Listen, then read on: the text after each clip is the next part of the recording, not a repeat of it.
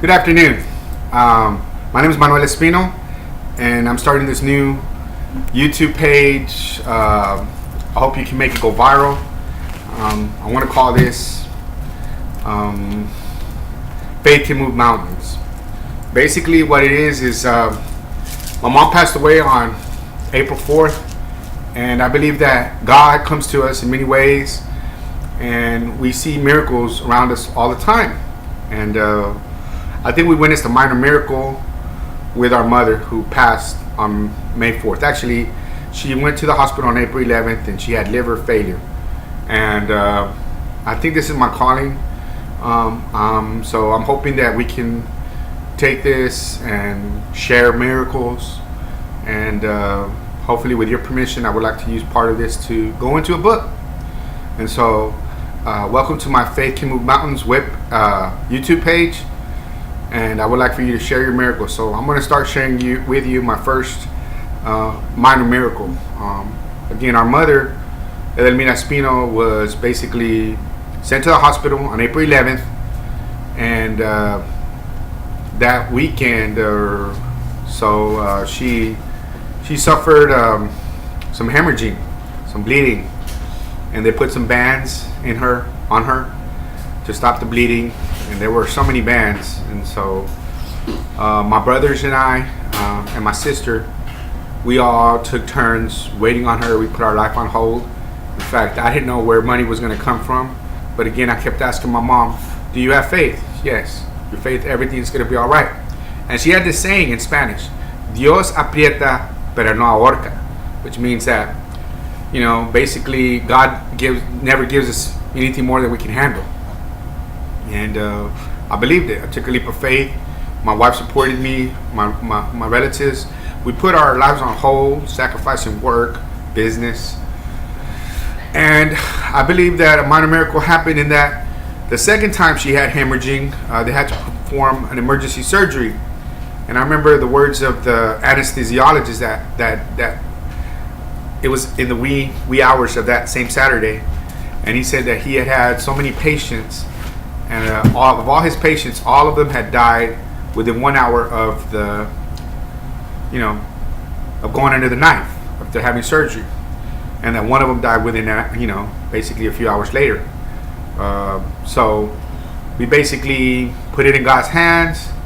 I know my mom fought, and sure enough, she made it through several days. And I remember it wasn't until like several days later she caught pneumonia.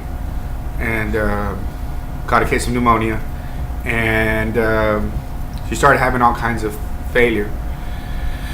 So we didn't want to prolong her agony. They explained to us different things.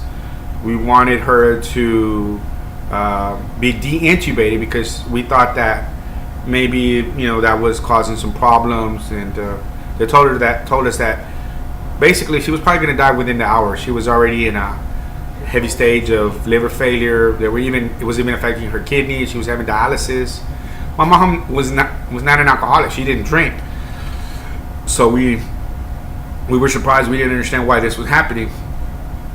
But several times my mom, basically the first miracle was that they took her off the incubator. I actually had fasted for so many days asking for God to take her off. And sure enough, she did. And she was in good spirits. She talked to everybody. She had lots of visitors, hundreds of visitors, people that loved her. She was always active in the church, in the community center. She was alive for parties. And so basically our mother was able to, that was the first miracle, that she was able to say goodbye on her terms.